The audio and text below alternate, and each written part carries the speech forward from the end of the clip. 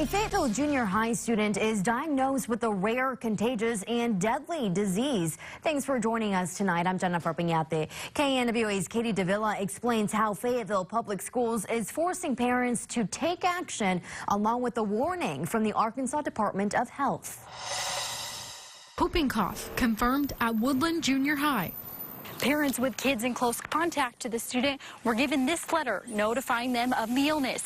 It also tells them they have until Monday to get vaccinated or take the antibiotic. If they don't, they can't go to school for at least 21 days. But if parents don't follow the mandatory measures, Fayetteville Public Schools says their time away won't hinder their education. We don't want a child to be penalized if they make the choice not to vaccinate their children. That's their own personal decision, and we will do whatever we can to make sure that they stay current on their academics.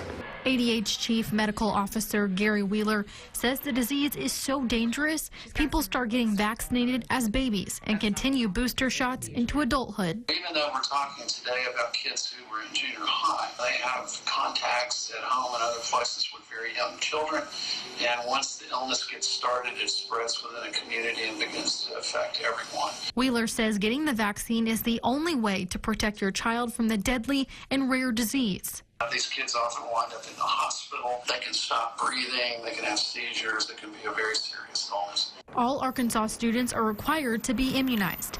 If parents choose not to vaccinate, they must get an exception from the health department. If your child is attending a school and has not been fully vaccinated, that you have to understand that your child will be excluded from school until the outbreak is over.